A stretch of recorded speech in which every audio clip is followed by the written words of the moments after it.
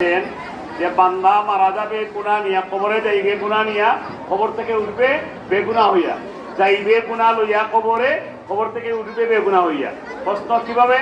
অর্থাৎ তাকে কবরে দেওয়ার পরে সে, আমি গুনাহগার, বাবার বাবা মা কবরে আছেন, তারা গুনাহ নিয়ে গেছেন, এখন আমি তার জন্য দোয়া করবো, তেলাওয়াত করবো, ইয়াসিন শরীফ পড়বো, জিয়ারত করবো, এগুলার বিনিময়ে তাদের কবরের গুনাহ আস্তে আস্তে আল্লাহ রাত করে দিয়ে মাফ করবেন।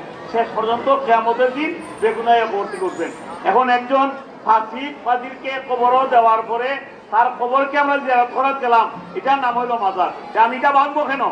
এটা ভাঙ্গার কোনো প্রশ্নই আছে না। একদম ফাসিকের কবর হইল, সেটা মাজার হইতে পারে, ভাঙ্গা যাবে না। এমনকি সবচেয়ে বড় প্রমাণ হইল আমরা কৌমি গণনার সিলেট বিভাগের বড় আলিম অলিবুল সাহেব, তিনিও বলেছেন মাজার ভাঙ্গা জায়েজ নাই, ওই জন্য মাজার ভাঙ্গার কোনো হস্তক্ষেপ কাকে দিতে হবে না। আরেকটা দৃশ্য হইল, আপনারা যারা ইউটিউব চালান তারা দেখতে পাইবেন, আল্লামা সাইদি সাহেবের কবরের মধ্যে সেটা পর্যন্ত দেওয়া হইতেছে, হাত দিয়া চুমু খাওয়া হইতেছে, কবরের মধ্যে দরিয়া দরিয়া কান্নাকাটি করা হইতেছে। তাইলে কেন কবরের নির্দেশ দিতে, বাজারের নির্দেশ কেন? তান্ডেও তো খান কবর, তো সাইদি সাহেবের কবর দরকার নেই। যাই হোক, এই সমস্ত বাজার থেকে সবাই মুক্ত থাকেন। আর একটা কথা আমি বলছি, আজকে আমরা বিশেষ করে শিক্ষক মন্ডলী যারা আছি, আমরা প্রতিষ্ঠান চালাই, আমরা সরকারের অধীন, আমরা সরকারের কর্মকর্তা কর্মচারী। যে সরকার যখন আসবে তখনই তার অধীনে আমরা আছি। এই অবস্থায় আমরা প্রতিষ্ঠান পরিচালনা করছি। আমাদের উপজেলার মধ্যে যারা প্রশাসনিক লোক আছেন, দায়িত্বশীল আছেন, এখন যদি ওনাসব আমাদেরকে ডাকে, আমাদেরকে যেতে হবে। পৌরসভার প্রশাসক, মেয়র নাই, এখন প্রশাসক আছেন, আমাদেরকে ডাকলে যেতে হবে।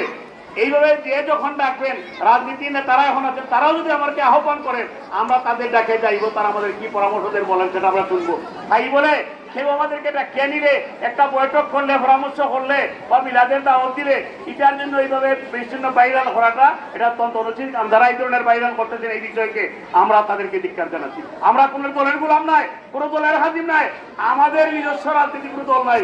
তবে হ্যাঁ, সুন্নি জামাত হিসাবে এক সময় আমার রাজনীতি দল ছিল, আমি সেই দল থেকে প্রতিষ্ঠানের দায়িত্ব আসার পর থেকে সেখানে আসছি।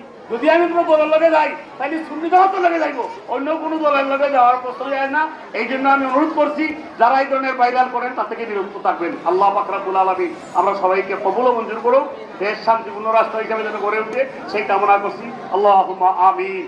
اللهم ربنا ظلمنا أنفسنا وإن لم تغفر لنا وترحمنا لنكونن من الخاسرين।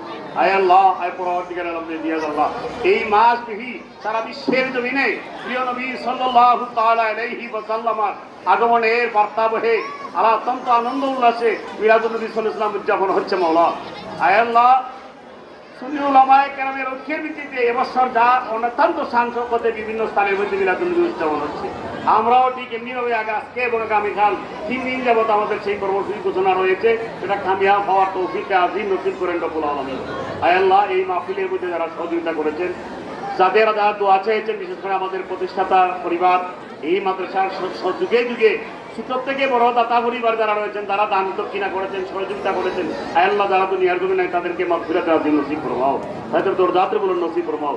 এই প্রতিষ্ঠানের কমিটির সাথে যারা জড়িত ছিলেন, যারা ইন্তেকাল করেছেন, সবাইকে আল্লাহ হেফাজতে আজিম নসিব ফরমাও। আমরা মা বাবা, দাদা দাদি, নানা নানি, ভাই বন্ধু, পেশাকারীদের যারা কবরবাসী হয়েছেন, তাদের কবরকে বেস্তের বাগান বানিয়ে দাও, তাদেরকে মাগফিরাতে আজিম নসিব ফরমাও। জিন্দা যারা আছেন, তাদের নেক হায়াতে দিবাত নসিব ফরমাও, দরজারে বুলদ নসিব ফরমাও। ইহকালীন শান্তি, পরকালীন মুক্তি আমরা ভাইকে নসিব করে দাও। আয় আল্লাহ, আয় পরওয়ারদিগার আলম নিয়াজ আল্লাহ, আমরা বন্ধু মহল অনেকই আল্লাহ অসুস্থ অবস্থায় আছেন। বিশেষ করে আমাদের এক মৌলানা মুহাদ্দিস আব্দুল আলী সাহেবের অবস্থান জানলাম, দেখছি বিদ্যুৎ। আমাদের এক বন্ধুবর, আমাদের সিনিয়র ভাই মৌলানা আব্দুর রহিম সাহেব নিশাপুরে ইন্তেকাল করেছেন। এইভাবে আমাদের অনেক ছেলেরা অসুস্থ অবস্থায় দোয়া চেয়েছে, আল্লাহ তাদেরকে শিফায়ে আজেলা নসিব ফরমাও। আমরা মধ্যে যারা বেমারি আছি, বেমারকে আল্লাহ শিফায়ে আজেলা নসিব ফরমাও, আহদুল মুসিবত থেকে হেফাজতে আজিম নসিব ফরমাও, গায়বী আমরাত নসিব ফরমাও, হালাল রিজিক বৃদ্ধি করে দাও, নেক আমল করার তৌফিক আজিম নসিব ফরমাও। এই দেশের জন্য যুগে যুগে যারা প্রাণ দিয়েছে, সুন্নিয়তের জন্য যুগে যুগে যারা প্রাণ দিয়েছে, সবাইকে শাহাদাতের মর্যাদা নসিব করে আয় আল্লাহ তাদেরকে তাদের দরজারে বুলন্দ করে দিয়ে তাদের উসিলায় আমাদের জীবনের গুনাহে মাফ করে দাও। পরওয়ারদিগার আলম দিয়ে আল্লাহ আমরা কবুল আর মঞ্জুর ফরমাও। আজকে তাবারুক রে কবুল আর মঞ্জুর ফরমাও। এই বাচ্চার তোর শ্রম রে আয় আল্লাহ কবুল মঞ্জুর করে একদিন এদেরকে দিনের সুন্নিয়তের হাদিয়ার চেরাগ হিসাবে কবুল আর মঞ্জুর ফরমাও।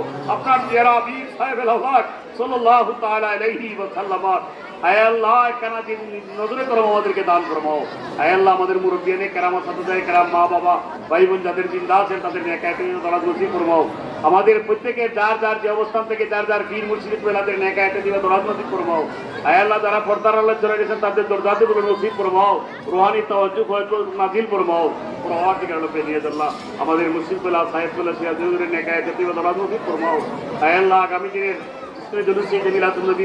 যত প্রোগ্রামাত আছে সবগুলোরে কামিয়াব নসিব করে দাও এই মাহফিলকে কবুল আর মঞ্জুর ফরমাও আমার মাদ্রাসার শিক্ষক মন্ডলী কমিটির সদস্য যারা রয়েছেন ছাত্রছাত্রী এলাকাবাসী সবাইকে আল্লাহ তোমার দয়ার মায়া দ্বারা নওয়াজ নসিব ফরমাও হুব্বিদু আমরি ইলাল্লাহ ইন্নাল্লাহা বাসীরুম বিল ইবাদ আমিন আমিন লা ইলাহা ইল্লাল্লাহ